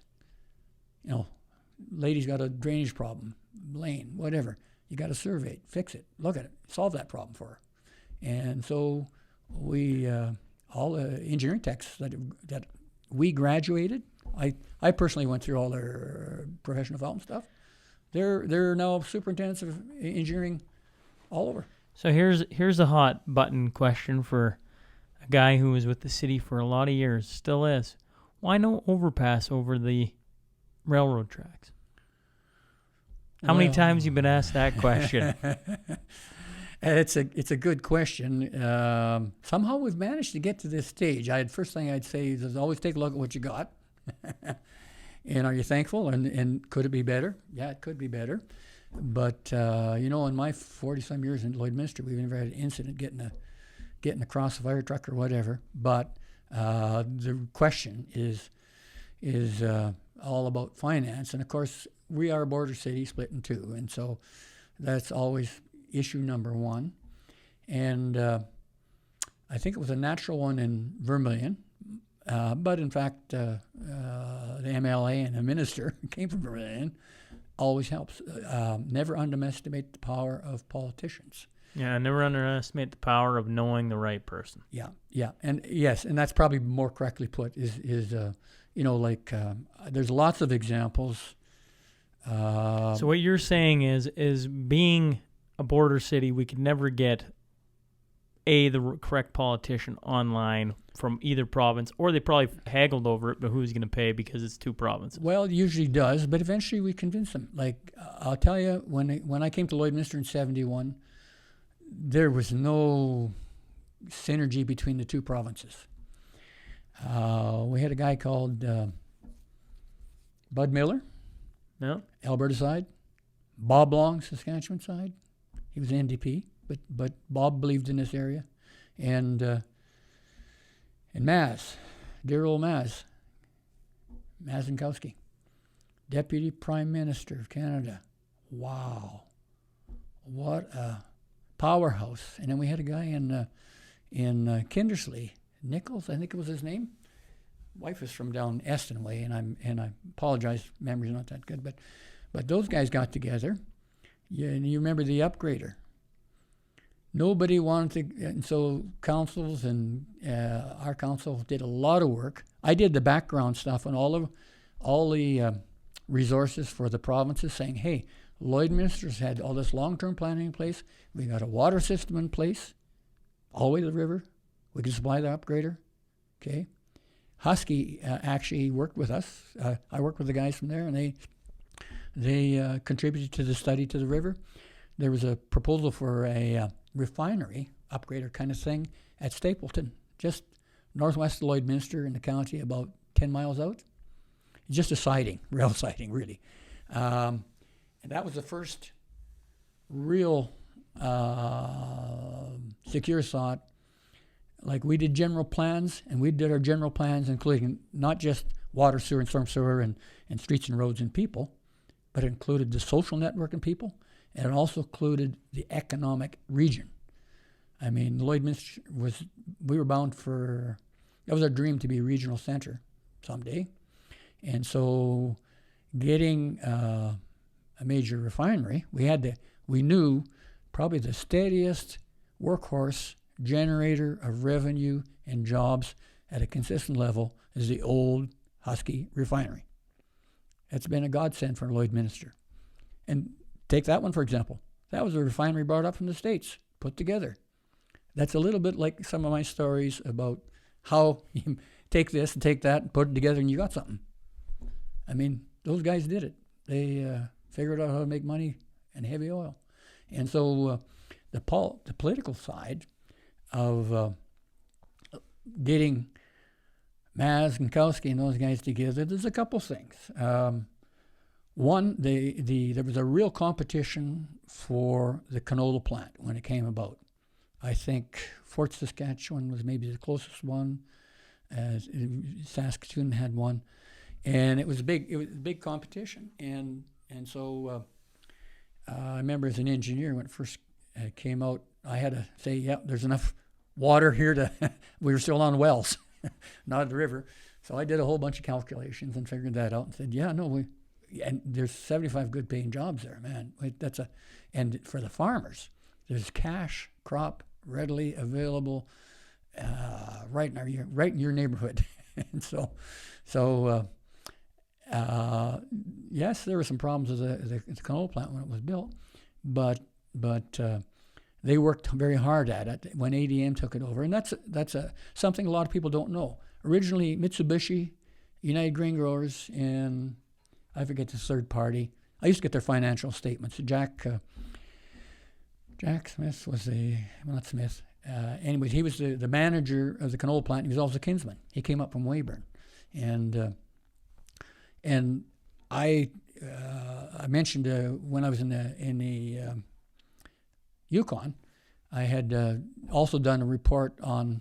I worked for a silver mine out in the bush and in the mine too, in the lab, and I did a report on them, how they made money. Gold was $35 an ounce then, 1971. Silver was $1.70. And so a young engineer, it's good to learn when you're young because you really pick it up quick. So I said, "How come you guys are making a lot of money here? Because $1.70 is not much for silver." And they had found one new drift. So I went down and talked to the miller. And he says, "Oh, hell, we can make money at 7 ounces of silver per ton of ore." That's how there's a flotation process. I don't know. I was in Lynn Lake at a mine there too. So I was thinking about mining engineering, although I was always away from all the weddings and family events for years. But bottom line is they high graded around Keno Hills, and it was the second largest supplier in the world at the time of silver. And when they high graded, if you and I were high graders, we would take anything that was 200 ounces of silver per ton or more, and we'd get that milled out and make some money. The waste was 200 ounces silver or less. So I'm sitting there. These guys, there again, United Keno was the mining company. They were very frugal, very, it wasn't fancy. We stayed in log bunkhouses, and it was good food. And that I loved it. It was outdoors. We go hiking weekends in the mountains, and pan for gold. But the company was making money. The stock price was always up. So I was following that. And so I said, they have all these old International and Hume tractors, and they bought up all the old claims. There was like, hundreds of claims on that mountain where people would come out, you or I, as prospectors, would get a little claim, make our money, leave everything on the bunk. We would build a shed, which we stayed in when we were university students, and we would explore, But what they did is they just had their wasters right there. So the company bought up all those claims, took a front-end loader in, didn't have to use dynamite, didn't have to, have air compressors and all that stuff, loaded it up, took it down to the mill. And as soon as they said, what was it, 200 ounces per ton or less was waste. I said, there's a gold mine there, the silver mine. So they just loaded up. So their costs were these old trucks, and they were very frugal. They didn't need fancy, trucks and loaders and stuff, and they were making money. They were just steady, And so learn at an early age, you got to know the other man's business, and you got to know the detail, because you got to understand exactly how that business operates. And so when I did that little report on that, it's for my own use, following their stocks and that. I'm not a great stock investor, but they were successful. You don't need to be big and fancy and rich to be successful, but you got to be smart. We're quickly running out of time, so I apologize I always think of your family and the questions they'd want asked. Yeah. But I got one just sitting here that I'm curious about, and we're slowly running out of time because as I listen to you. So you go to the U of S for engineering. After you get your degree, you mentioned Rankin Inlet, you mentioned Yukon, you mentioned all these different places. I know Mitch went to Australia. Your son went out to Oshawa. Yeah. Is it something that you consciously chose to do, to take jobs in obscure places in different industries? Very definitely. We financed our way through school. So for me, working up in a mine, good. It pays good, and you don't spend. Yeah. You're isolated, so you can't spend it on anything, anyways. But lo and behold, there's a hell of a learning experience. I mean, I can remember burning out motors in like those were undergrad years. The last year between 70 and 71, I worked at university on hydrology. For a professor. He wanted to look at, I look at all the streams around here, all the three provinces. It's a hydrology. The retention lake system is my baby, hydrology. And there's a big story about that one, about how we saved, we got no rivers here. So where are you going to put the water? How are you going to handle it? And so I got offered a master's in hydrology when I graduated. And of course, in our era, my buddies were all married. They're driving 442 Oldsmobiles, 396 Camaros. Roger's got a 54 Pontiac that he refused to take from his dad. And so I went to work. But, there was, in 1971, there were no jobs available. I remember talking to Axel Fote, Nelson Lumber. He says, that's 1 year Lloydminster should have put some lots on the market and should have done some things because it really wasn't that bad. But when I graduated, there was 150 engineers. 25% of them had jobs, and of that 25%, only 25% were in the engineering field.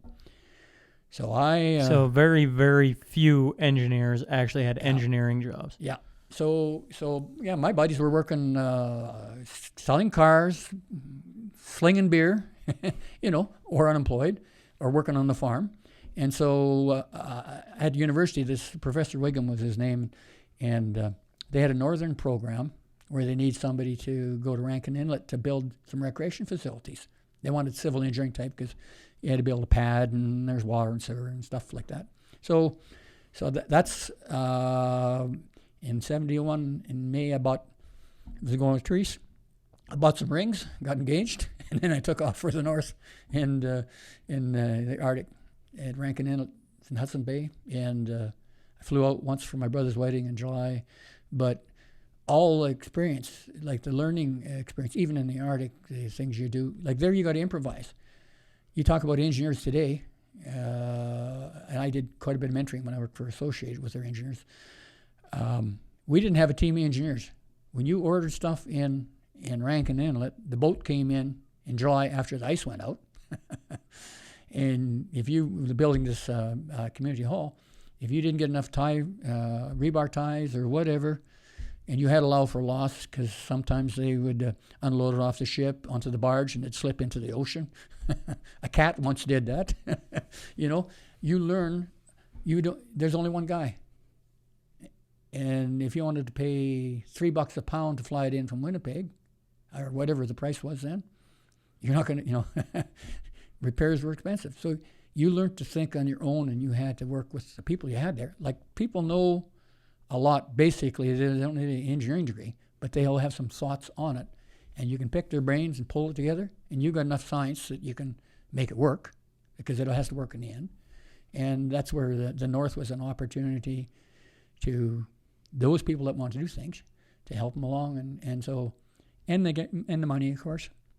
And in '71, I just got up to the Arctic, and I had applied at Lloydminster.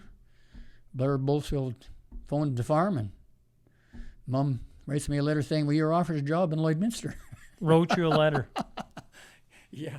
So, I think we had not teletype. Radio communications were pretty poor in the Arctic.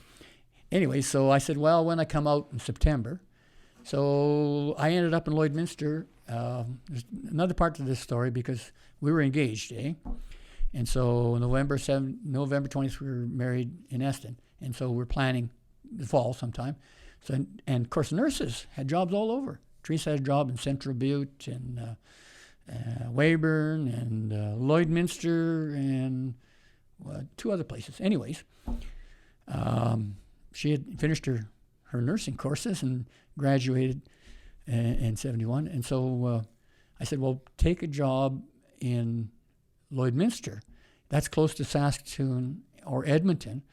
I can get a job anywhere in the North. I had, every place I'd worked at, they often offered me to come back. I remember in Lynn Lake, university students, and we had a great year. That was the second year. I was in the Yukon the first summer, then the next summer in Lynn Lake, northern Manitoba. Great job. Lots of friends. Yeah. And the superintendent said, I want you to come back in the fall or next year, Roger. And I said, geez, thanks. But I'm out for, my whole objective in life is to get experience. And so I'd learned electrical that summer. And so the next summer I learned hydrology. And so I wouldn't have had that if I didn't do that. And so, if you do the same thing, it's really nice to come home to the farm every summer. But your learning years of your life are at that age, you're like a sponge. And so you remember every darn thing, but learn it and move on, learn some more. And so I always said 8 years of public school, 1 year of high school, you should learn what you learned in 8 years. 4 years of high school, you better learn at least that much in 1 year of university. And I said one of my goals was when I get out of university, I want to learn as much as I can as I did in a year of university, a year in a job. So Lloydminster was a hell of an opportunity. I went through the books. CMHC did the land banking for the city. They didn't have any money. They didn't have any reserves. And so I set up a land development reserve. And, what happened, we would Colonial Park with CMHC, they knew nothing about land development. I'd set the prices, service it, the whole damn thing, and then they approve it. And I said, something's wrong with this picture here. Why don't we make a little money when we sell these lots, and we'll get in the land, and we'll make the money, okay? And we won't have to put up with these gentlemen in Ottawa. The third party. The third party that knows nothing about it. Right, and just taking a cut of. And take it, yeah. And so it was great. They did a land bank problem, which got us a program, which got us going. They would land bank the land, and then sell it back to us at book cost, until the Liberals had a problem. Here's another twist about politics. Poor Ottawa and Toronto, Ontario had bought land at way too expensive a price back then, $25,000 an acre. We bought some land at $350 an acre for land banking. The agreement was you buy land back as you subdivide and you pay book value. So $350 plus interest might have been, at that time, maybe $800-900 an acre. And I remember the Liberal MP we had, North Battleford, went to him. The politicians did, eh? And Russ Robertson was a good Liberal. But those guys basically said those poor people in Ontario can't afford to pay market value, or can't afford to pay book value, because they bought $24,000, and their costs were like at $35,000 with interest, and the market was down. So they ripped the agreement up. Basically, didn't rip it literally, but that's what they did, and they changed the policy. You have to buy the land back at market value. Well, Lloydminster was growing, and I remember having a discussion with politicians locally. Oh, you got Russ was great leader in Lloydminster, and Russ Robertson said, "Well, we should participate in the federal programs." And I said, "Russ, we could do a hell of a lot better job on our own if you get money makes money, Russ." And so, bottom line is we ended up paying $17,000 an acre for the last 70 acres. It was all land development. The land development was not funded by taxpayer money at all. You know, if you sell you a lot. When we did Hill Industrial, it was one of the first ones where the canola plant is. Bought the land, and back then, when a young engineer comes to town, he says, "Well, how come you don't have an industrial park? I mean, you got where the Dairy Queen was, the old one. Yeah. There's an oil business. There's oil and oil crap on a nice highway, commercial, tourist. You know, something's wrong with this picture, guys." And basically, I said, "Well, why didn't you build an industrial park?" And they said, "Well, we tried to, and they had to have a public vote to venture, and it got defeated." So I said, "Oh, you know, this community is always, when they stand in line to get their streets paved, they want this place to be improved." I said, "They want industrial property." I said, "How about we buy some land from the Hill family?" Jim Hill just passed away. Eh? Yeah. And what a prince of a man. Anyways, so we got this land, and I said, excuse me, we could probably, there's people that want land. I said, we could do a subdivision plan and see, we'll charge them cash for the whole price, and rather have the municipality do, like how we paved all the streets in Lloydminster and the curb and gutter and that, where there's existing houses. We did what they called local improvements. We put it on your taxes for the next 10, 15, 20 years, okay? So the city carried the mortgage. If you went broke, left town, you still got to pay that mortgage off. But I'm not collecting taxes from you. You went broke, or you left your building. So I convinced, well, it wasn't hard to convince council. They're pretty good. We had some business counselors back then. And they said, well, so this way the bank will be holding the cash if there's a problem. So we'll start the subdivision, because we didn't have any money. We'll do these local improvements, but I'll sell them the lots. We will sell the lots, and it's not it's we. We will sell them the lots for cash. So if it's $70,000 an acre, that covers the water, the sewer, the curb, the gutter, the pavement, and the street lights. And you got your money, okay? And what do you do with the money then? Pay off the local improvement, and you make a little bit.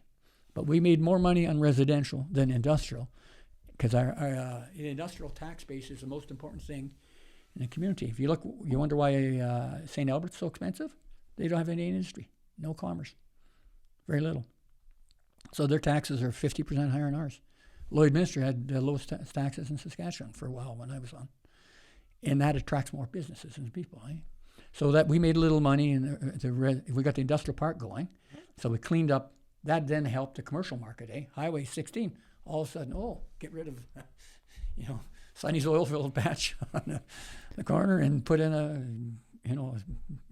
Dairy Queen or whatever, and clean it up, make it look nice, attract tourists. And so the money in the land development allows us to invest back into infrastructure, water, sewer, and storm sewer. So that's, but the fact that we got cost probably $700,000 by the Liberal government back then still sticks in my crowd. They're running the corporation. There's two organizations, like we dealt with Husky. They can sue us, we can sue them. We provide the water.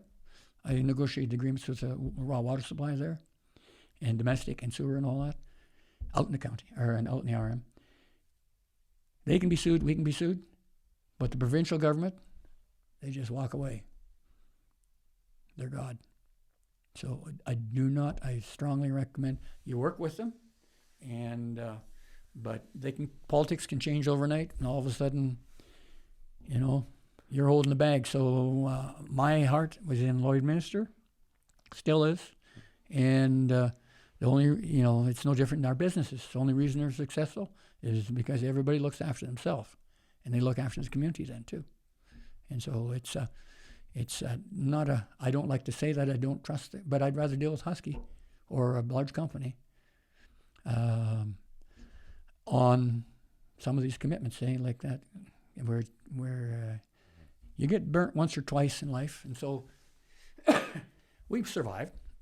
We managed.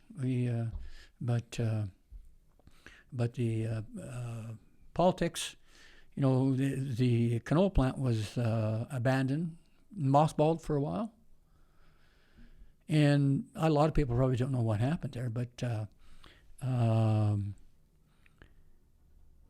our Vegreville friend helped us out.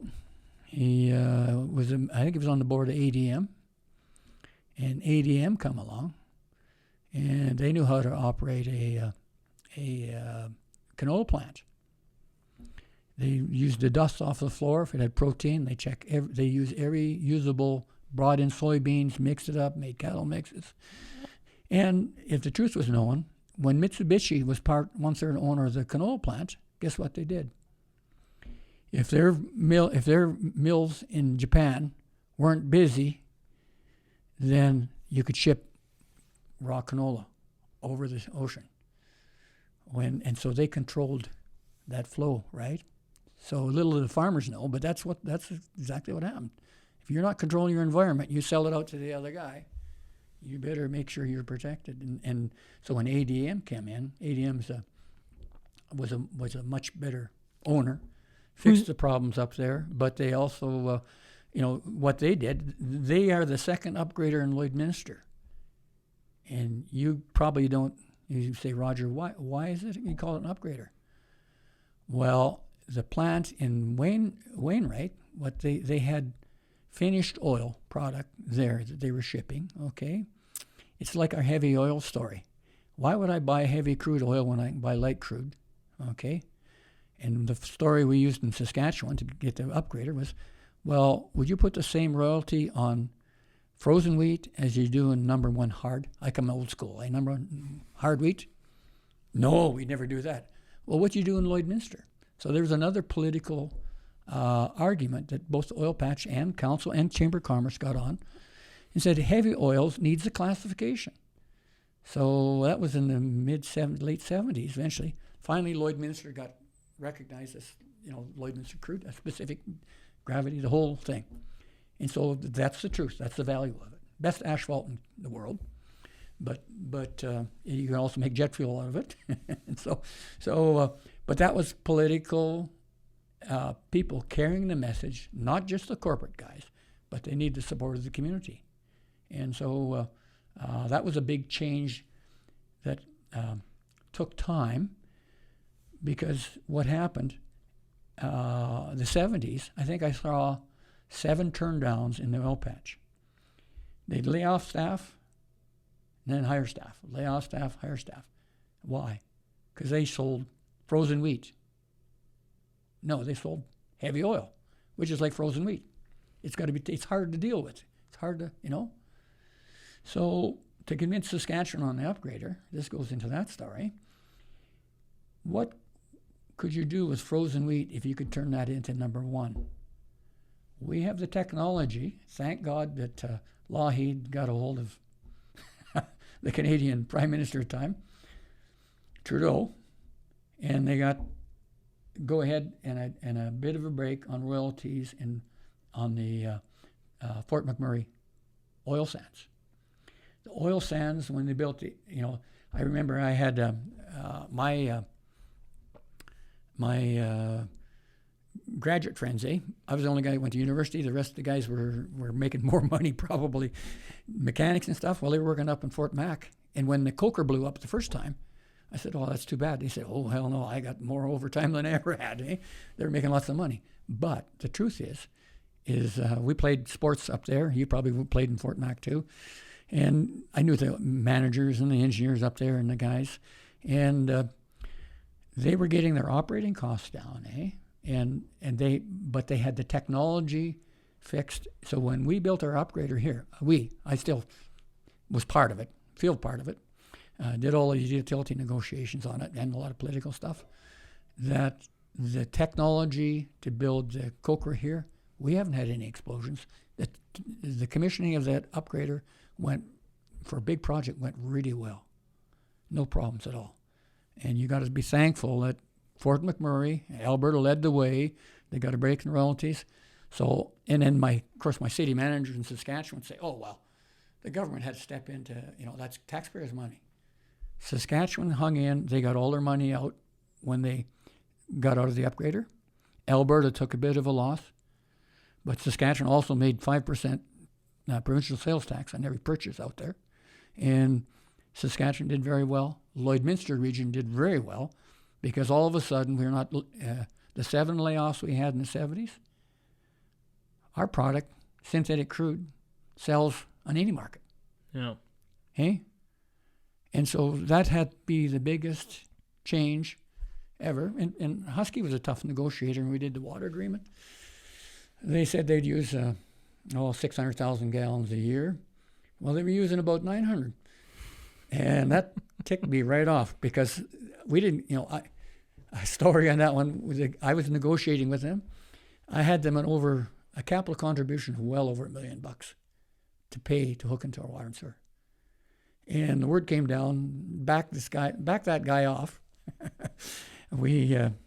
That's too much. Husky doesn't want to pay that much. So I said, okay, I don't know the corporate wranglings and the politics and that side, but that's fine. But I agreed with 700,000 gallons a year, whatever it was, but they use more. So, and we had a list of future stuff. Always look ahead. There could be a cathodic, with the using the processing done here to produce the material they use in all these upgraders. There could be greenhouses out there. There could be a power plant. There could be an ethanol plant. There could be all these spin-off industries. And we knew that from the old refinery. I mean, where did your hockey planks come from? Eldro Asphalt. Where did your shingles come from? Husky oil plant next door. The spin-off is humongous, but you got to think and put it in an agreement when you do that. So I knew they'd be coming up when the, a couple hundred megawatt, it's a good size double cycle generator they got out there. The SAS Power, of course, was not very good. We're on the end of the line, and the story of SAS Power. And so they found it advantageous. They could actually make money. They're in the gas business too. And so they installed a generator. You can reuse the heat off of the turbine process in their processes to reheat steam. So low-grade steam is about 90 degrees centigrade. So I happen to be on some Alberta committees on electrification, deregulation. And, of course, that leads into generation of power. I was in Finland, looked at a whole bunch of turbines and how they generate stuff. And I looked at with the utilities engineer, if you could put the waste heat inside an oil pipeline, you wouldn't have to add condensate, So to pipe it from the refinery or from the upgrader to the refinery or back and forth, there's a lot of synergies there. In Finland, you were in Finland. Yeah. In Helsinki's, half the downtown is heated by steam heat. But they didn't cost in the cost of the tunnel. We drove on down there in a Greyhound bus or a big bus, and they had a 1 meter size pipeline of low grade heat. Okay. And so they developed a the wafer technology. So rather than have a room this side with a big boiler in it and that, they have one the size of this cabinet or a couple of big suitcases, and they take this heat exchanger. And that's how they heat all of the public housing.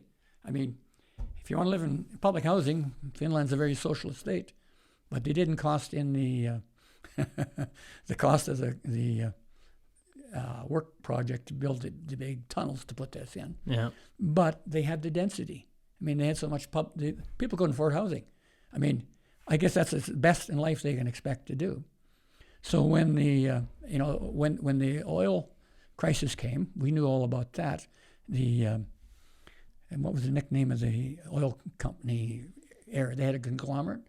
Well, Finland had a big cavern, and they'd fill it full of oil.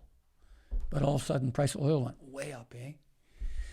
And so they had a gas line from Russia, but they hated Russians with a passion because they had been beaten up and pilfered by the Russians for years in Finland, eh?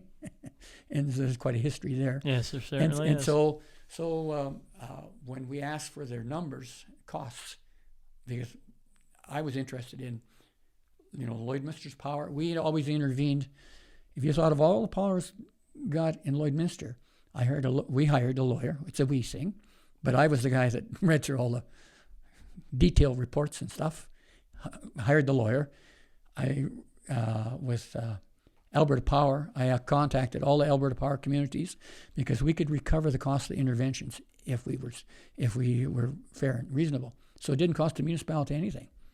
But if you could lower the cost to 5% in power, imagine all the money that stays in your people's pockets, eh?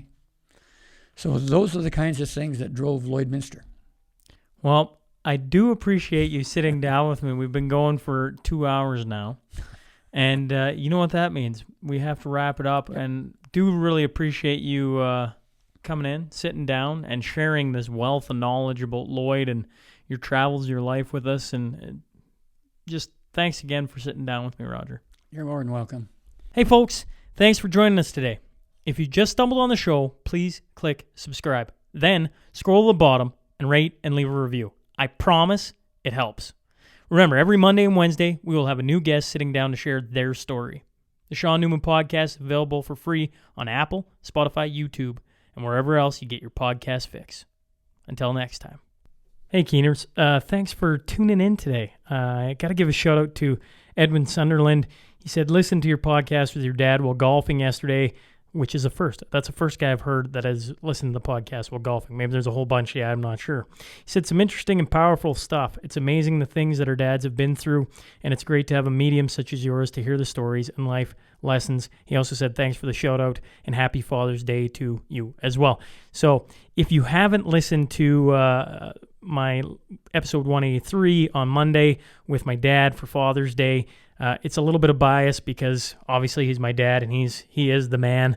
But I was super proud of the episode, super proud of Dad opening up at some of the toughest times of his life. Like he had to face some serious stress and taught me a lot of life lessons in there. And to get to have him in the studio and ask him about it and have him open up about it was something I won't forget anytime soon. That's for sure. Now, it is Wednesday, which means we're off until Monday. So wherever you are, I hope you have a great rest of your week. To all the teachers that are slowly winding down the school year, have a couple days off. You guys have earned it. And if you're the champ, I know all this talk about golfing just must be eating you up. When that wrist is ready, big shooter, I'll gladly take you out, and we'll have a little round. You might have to go barefoot. I'm just saying. Anyways, we'll catch up to you guys Monday.